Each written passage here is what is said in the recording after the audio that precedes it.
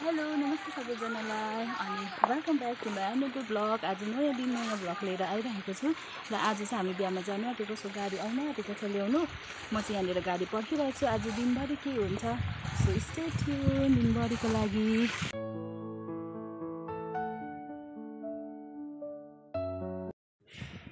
हामी चाहिँ आइपुग्यौँ। यहाँनिर फोटो सेसन हुँदैछ। समीक्षा समीक्षा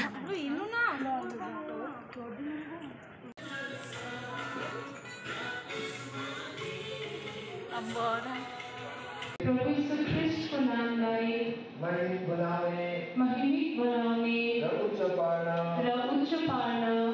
प्रतिज्ञा गर्दछु।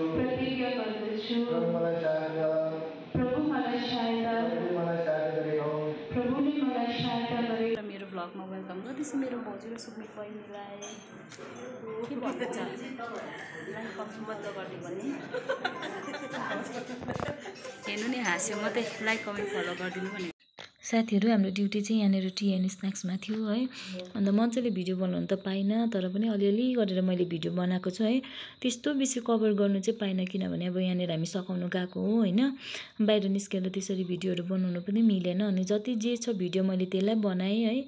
यहाँनिर चाहिँ टाढोको गेस्टहरू आउनु भएको थियो। अन्त मलाई चाहिँ एकदम बिजी पनि भइरहेको थियो किनभने हामी चाहिँ 2 तला माथि थियौँ। यहाँबाट चाहिँ किचन अलिक टाढो थियो होइन। मैले चाहिँ दाइलाई बोलाएर सामान ल्याउनु लाउँदै थिएँ। हाम्रो चाहिँ यस्तै थियो ड्युटी।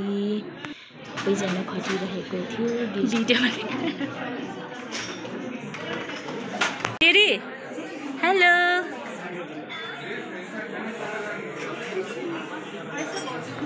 ढुकुरको जोडी जस्तो छ नि त हाम्रो दाजुभाउजू। हेलो मेरो ब्लग हेर्नुहोस् ल बेलीमा। एडु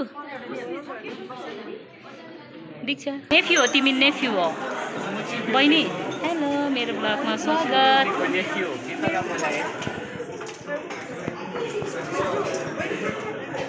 मेरो ब्लगमा तपाईँहरू सबैजना आन्टी मेरो ब्लगमा वेलकम छ तपाईँहरू सबैजनालाई। दाजु तपाईँलाई